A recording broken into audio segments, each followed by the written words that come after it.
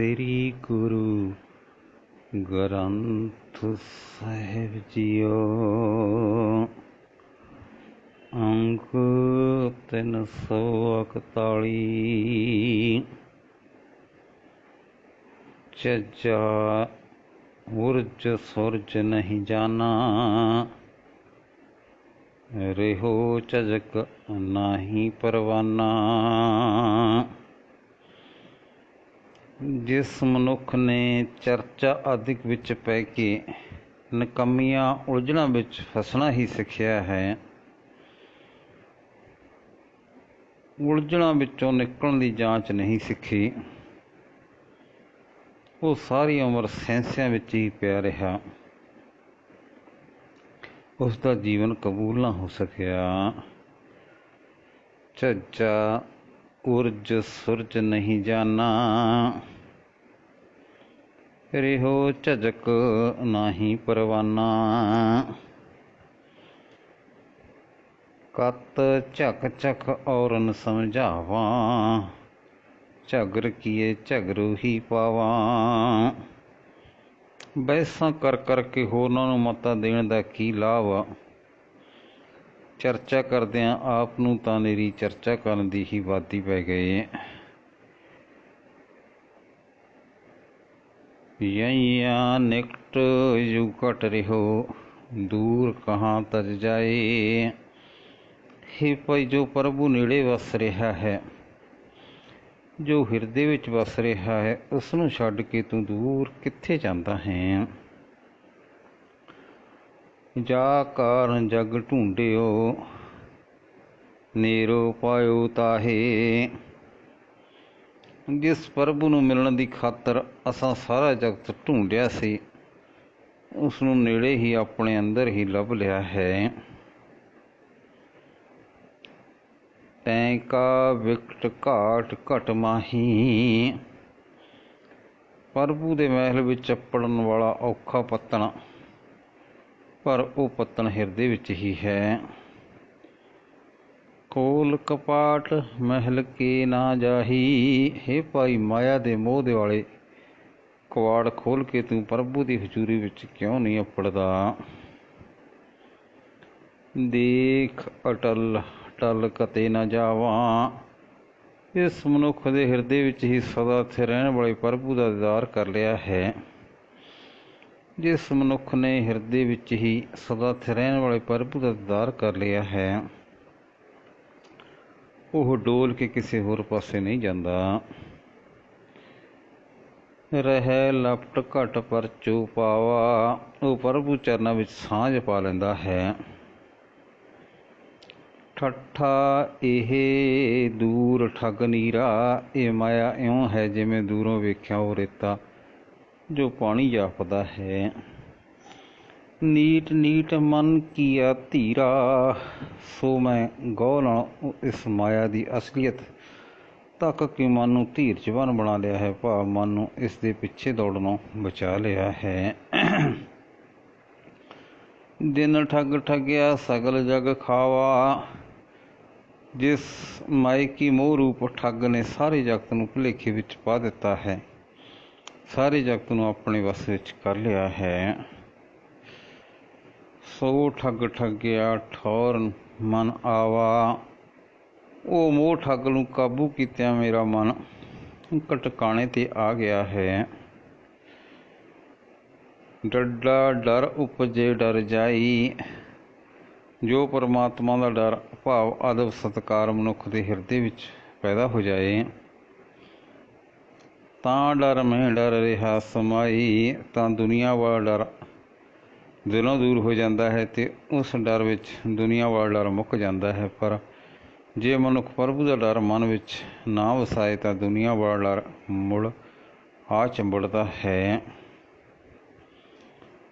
ਜਿਉਂ ਜਲ ਡਰੇ ਤਾਂ ਫਿਰ ਡਰ ਲੱਗੈ। ਅਤੇ ਪ੍ਰਭੂ ਦਾ ਡਰ ਹਿਰਦੇ ਵਿੱਚ ਵਸਾ ਕੇ ਜੋ ਮਨੁੱਖ ਨਿਰਭਉ ਹੋ ਗਿਆ,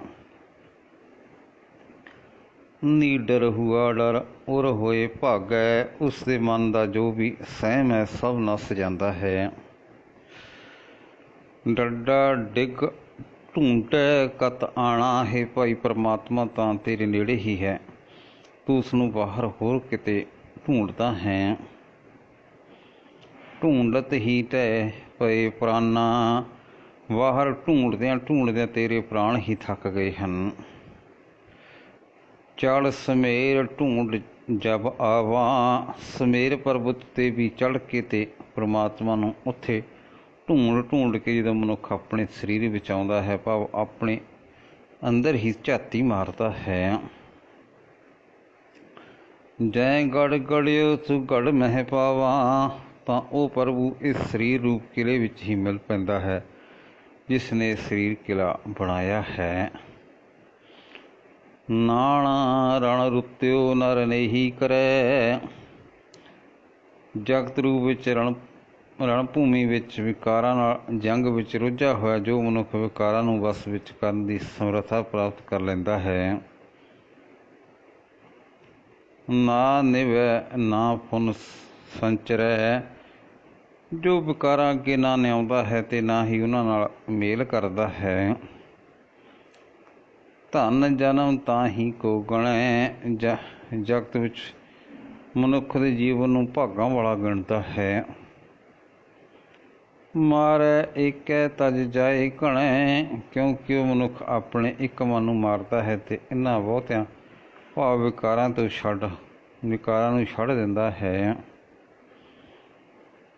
ਤੱਤਾ ਆਤਰ ਤਰਿਓ ਨ ਜਾਈ, ਇਹ ਜਗਤ ਇੱਕ ਐਸਾ ਸਮੁੰਦਰ ਹੈ ਜਿਸ ਨੂੰ ਤਰਨਾ ਔਖਾ ਹੈ, ਜਿਸ ਵਿੱਚੋਂ ਪਾਰ ਲੰਘਿਆ ਨਹੀਂ ਜਾ ਸਕਦਾ। ਤਨ ਤਿਰਭਵਨ ਮਹਿ ਰਹਿਓ ਸਮਾਈ, ਜਦ ਤੱਕ ਅੱਖਾਂ ਕੰਨ ਆਦਿਕ ਗਿਆਨ ਇੰਦਰੀ ਦੁਨੀਆ ਦੇ ਰਸਾਂ ਵਿੱਚ ਡੁੱਬੇ ਰਹਿੰਦੇ ਹਨ, ਤਿਉਂ ਤਿਰਭਵਨ ਤਨ ਮਾਹੇ ਸਮਾਵਾ, ਜਿਉਂ ਤਿਰਭਵਨ ਤਨ ਮਾਹੇ ਸਮਾਵਾ। ਪਰ ਜਦੋਂ ਸੰਸਾਰ ਦੇ ਰਸ ਸਰੀਰ ਦੇ ਅੰਦਰ ਹੀ ਮਿਟ ਜਾਂਦੇ ਹਨ, ਭਾਵ ਮਨੁੱਖ ਦੇ ਇੰਦਰੀਆਂ ਨੂੰ ਖਿੱਚ ਨਹੀਂ ਪਾ ਸਕਦੇ, ਤਿਉਂ ਤੱਤੈ ਤਤ ਮਿਲਿਆ ਸੱਚ ਪਾਵਾ। ਜਦੋਂ ਜੀਵ ਦੀ ਆਤਮਾ ਪ੍ਰਭੂ ਦੀ ਜੋਤ ਵਿੱਚ ਮਿਲ ਜਾਂਦੀ ਹੈ, ਤਦੋਂ ਸਦਾ ਸਥਿਰ ਰਹਿਣ ਵਾਲਾ ਪਰਮਾਤਮਾ ਲੱਭ ਪੈਂਦਾ ਹੈ।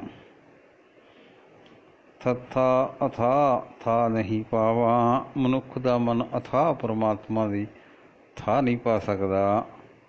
ਉਹ ਅਥਾਹ ਇਹੋ ਥਿਰ ਨਾ ਰਹਾਵਾ, ਕਿਉਂਕਿ ਇੱਕ ਪਾਸੇ ਤਾਂ ਉਹ ਪ੍ਰਭੂ ਬੇਅੰਤ ਡੂੰਘਾ ਹੈ, ਦੂਜੇ ਪਾਸੇ ਮਨੁੱਖ ਦਾ ਇਹ ਮਨ ਕਦੇ ਟਿਕ ਕੇ ਨਹੀਂ ਬਹਿੰਦਾ, ਭਾਵ ਕਦੇ ਪ੍ਰਭੂ ਚਰਨਾਂ ਵਿੱਚ ਜੁੜਨ ਦਾ ਉਦਮ ਹੀ ਨਹੀਂ ਕਰਦਾ। ਥੋੜ੍ਹੈ ਥਲ ਥਾਨਕ ਆਰੰਭੈ, ਇਹ ਮਨ ਥੋੜ੍ਹੀ ਜਿਹੀ ਮਿਲੀ ਭੂਏ ਵਿੱਚ ਕਈ ਨਗਰ ਬਣਾਉਣੇ ਸ਼ੁਰੂ ਕਰ ਦਿੰਦਾ ਹੈ, ਭਾਵ ਥੋੜ੍ਹੀ ਜਿਤਨੀ ਮਿਲੀ ਉਮਰ ਵਿੱਚ ਕਈ ਪਸਾਰ ਬੈਠਦਾ ਹੈ। ਬਿਨ ਹੀ ਥੰਮੈ ਮੰਦਰ ਥੰਬੈ, ਤੇ ਇਸ ਸਾਰੇ ਪਸਾਰਨੇ ਵਿਅਰਥ ਹੀ ਕੰਮ ਹੈ। ਇਹ ਮਨ ਥੰਮਾ ਕੰਧਾਂ ਤੋਂ ਬਿਨਾਂ ਹੀ ਘਰ ਉਸਾਰ ਰਿਹਾ ਹੈ। ਦੱਦਾ ਦੇਖ ਜੂ ਵਿੰਸਨਹਾਰਾ, ਜੋ ਇਹ ਸੰਸਾਰ ਇਤਨਾ ਅੱਖਾਂ ਨਾਲ ਦਿਸ ਰਿਹਾ ਹੈ, ਇਹ ਸਾਰਾ ਨਾਸਵੰਤ ਹੈ। ਜਬ ਦੇਖ ਤਿਸ ਰਾਖ ਵਿਚਾਰਾ, ਹੇ ਭਾਈ ਤੂੰ ਸਦਾ ਸਿਰ ਪ੍ਰਭੂ ਵਿੱਚ ਸੁਰਤ ਜੋੜ, ਜੋ ਇਹਨਾਂ ਅੱਖਾਂ ਨਾਲ ਦਿਸਦਾ ਨਹੀਂ ਹੈ, ਭਾਵ ਜੋ ਦਿਸਦੇ ਤ੍ਰਿਗੁਣੀ ਸੰਸਾਰ ਨਾਲੋਂ ਵੱਖਰਾ ਵੀ ਹੈ।